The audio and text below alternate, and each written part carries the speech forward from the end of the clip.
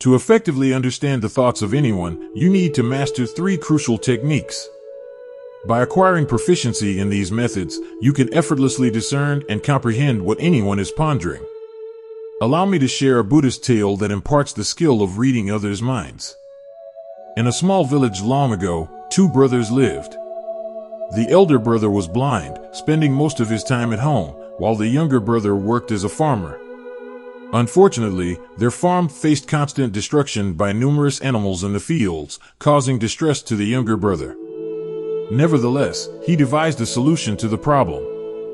The younger brother thought of seeking help from his blind brother to scare away the animals in the fields. His idea was to have the blind brother sit in the field and shout upon hearing any animal sounds, thereby safeguarding their crops. After careful consideration, the younger brother constructed a small hut in the field and placed the elder brother inside it. He explained, "Brother, if you hear any animal sounds, just shout, and the animals will flee. This will protect our crops." The elder brother agreed to his younger brother's plan and commenced sitting in the field. Whenever he heard the sound of animals, he shouted, effectively scaring them away. They continued this practice for many days. On one occasion, a deer ran through a field, breaking the fence before escaping. Shortly after, a pursuing king arrived at the field. Observing the blind brother, the king inquired, "Have you seen a deer here?" The blind brother replied, "Your Majesty, I am blind. How can I see a deer? However, I can assert that the animal that left my field is not worth pursuing. You are wasting your time." The king was astonished by the blind brother's words and questioned how he knew this. The king asked the blind brother if he was lying. As he claimed to be blind but spoke about the worthiness of the deer, the blind brother clarified, "Your Majesty, the animal you believe to be a deer is actually a pregnant doe. I have never heard of a king hunting a pregnant doe, so I am telling you that she is not worth your pursuit. You should not waste your time chasing after her." The king was left astonished upon hearing this. He was unable to comprehend how the blind person could identify the doe as pregnant. He pondered, how can a blind person know this? How can he be sure whether the deer I am chasing is pregnant or not? How can he confidently inform me of this information despite being blind? Despite his skepticism, the king felt the need to verify this information. He instructed his commander, saying, "Commander, I want that animal alive. I need to confirm whether it is indeed a pregnant doe. The blind man seems to be very sure about this, and I need to investigate. Please go and find out if she is pregnant." The commander received the king's orders and proceeded with the task. Upon his return, he informed the king that the blind brother was correct, and indeed, the doe was pregnant. The king was filled with wonder and couldn't figure out how the blind person had known about the doe's pregnancy. Having many questions in his mind, the king decided to approach the blind man for answers. He said, "Look, I may not know whether you are truly blind or not, but I have come to ask you one thing. Will you give me the correct answer to my question?" In response, the blind brother said, "Your Majesty, you can ask me anything you want, and I will answer you truthfully." The king acknowledged the blind brother's wisdom, noting his keen understanding of many things, and expressed his intention to find out more. The blind brother responded, "Your Majesty, what kind of question is this? Your marriage has lasted for many years, and now you want to know such things? Why are these questions arising in your mind?" However, the king insisted, saying, "You must answer this question. If you do not provide me with an answer, I will punish you with the death penalty." Hearing the king's threat, the blind brother said, "Your Majesty, if you want the answer to this question, you will have to do me a favor." The king asked, "Tell me, what do I need to do?" The blind brother responded, "For that, you will have to leave your wife alone with me in a room." Initially angry upon hearing the request, the king eventually agreed and ordered his commander to leave the blind brother and the queen alone in a room. At that moment, the blind brother expressed his desire to touch the queen. Upon hearing this, the queen became furious and started beating the blind brother with her hands, feet, and all her might. Subsequently, the blind man somehow managed to escape and went to the king. The blind brother then informed the king, "Your Majesty, your wife is unfaithful." Enraged, the king drew his sword and went to the queen. He warned her that any falsehood would lead to her execution. He asked if she was faithful or not, to which the queen replied, "Your Majesty, you may as well kill me, but I am not faithful." Overjoyed because everything the blind brother had said was true, the king immediately went to the blind brother and asked, "How did you know that my wife is not faithful?" The blind man replied, "Your Majesty, it's quite simple. I told your wife that I wanted to touch her, and she became so enraged that she started beating me when." The blind brother continued, "I told her that I wanted to touch her. She could have refused, but instead, she began to beat me, and in the process, she touched my entire body. Now you tell me," he continued, "how can such a woman be faithful?" The king acknowledged the wisdom in his words and said, "You are quite wise. All right then, let's proceed." He added, "Answer one more question correctly, and I will let you go from here." The king then asked, "Tell me, am I truly my father's son, or someone else's?" To this, the blind brother responded, "Your Majesty, why bother with this question? No matter who your parents are, you are the king of this state. So, let this question go." But the king insisted, saying, "No, I want the exact answer to this question. Otherwise, this question will always bother me, and I want to know the truth." The blind brother responded, "Your Majesty, I can tell you right now whose child you are, but before that, I want you to promise that you won't get angry with me." The king agreed, saying, "I promise I won't get angry with you."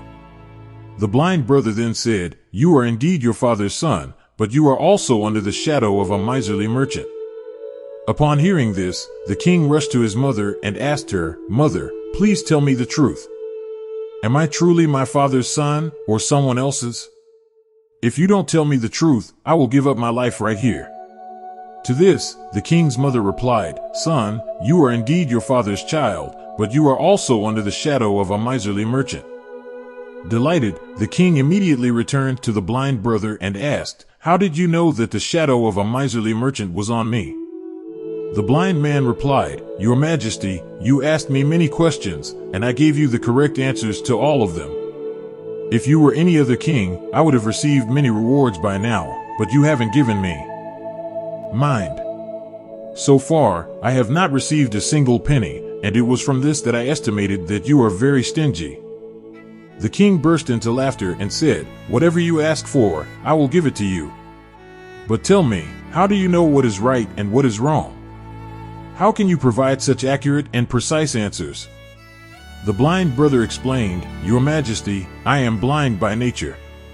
If I had sight, I could easily understand anyone's thoughts. The mind has its language, and this language can be seen in the actions of a person's body.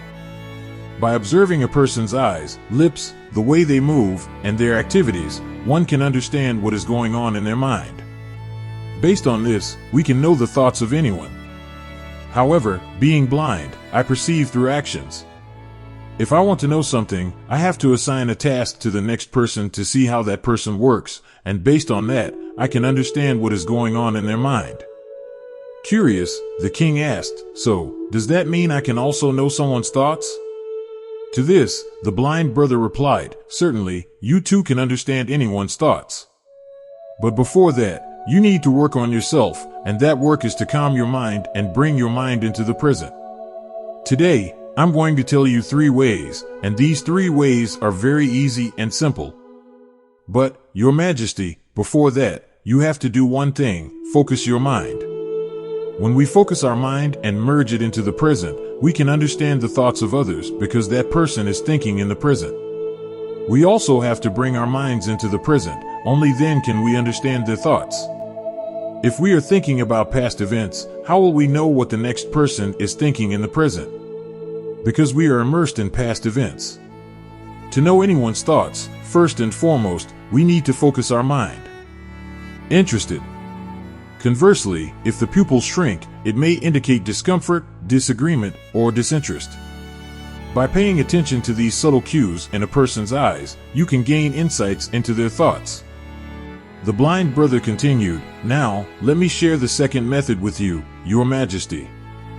The second way to understand someone's thoughts is to observe their body language. Our body communicates a lot about what is going on in our minds. When interacting with someone, notice their posture, gestures, and movements. A person who is open and comfortable may have relaxed shoulders, open arms, and a friendly posture. On the other hand, someone who is defensive or uncomfortable might cross their arms, fidget, or avoid facing you directly. The blind brother further explained, pay attention to their gestures as well. Are they leaning in, showing enthusiasm, or leaning back, indicating detachment? If they mimic your gestures, it could signal agreement and rapport. The key is to be observant of the subtle cues in their body language, as they can reveal a wealth of information about their thoughts and feelings. He then added, and now, for the third method, Your Majesty, it is essential to listen not just to what is said, but how it is said. The tone, pitch, and pace of someone's speech can provide valuable insights. For instance, a person who speaks rapidly and energetically may be excited or passionate about the topic. On the other hand, a slower pace with a calm tone might indicate thoughtfulness or contemplation.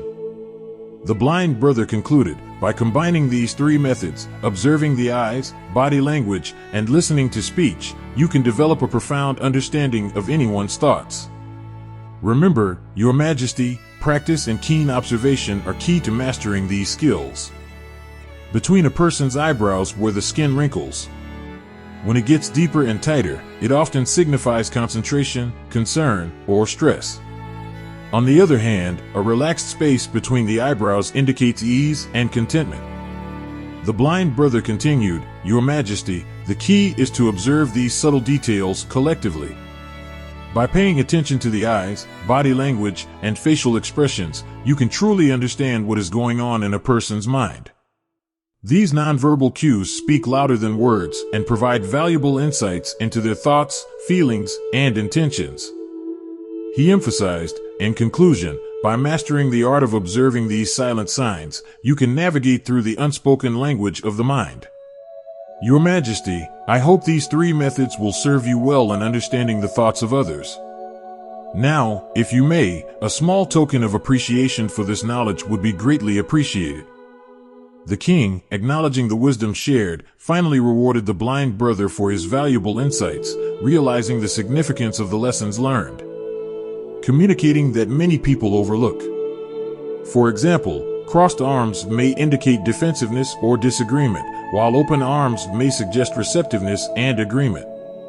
The direction a person leans can also reveal their level of interest or engagement in the conversation.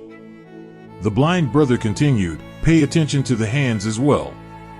Fidgeting or tapping fingers may signal impatience or nervousness. Clenched fists may indicate frustration or anger. Similarly, the way a person uses their hands to emphasize or illustrate points can provide valuable insights into their thoughts and emotions.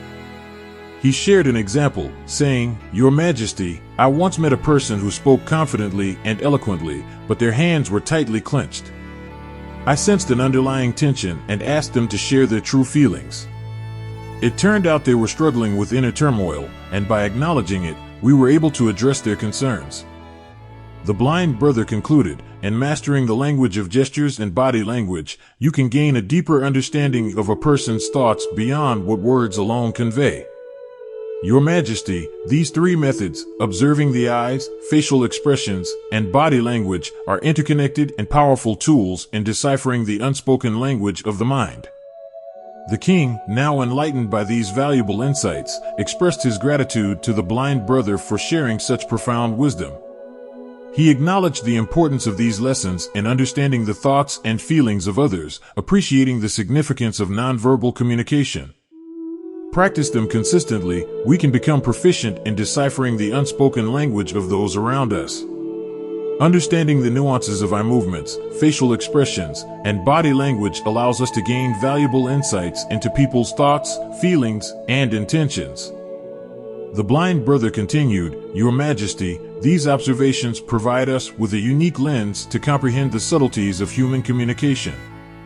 For instance, when someone taps their fingers rapidly, it may signify impatience or a desire to conclude the conversation quickly.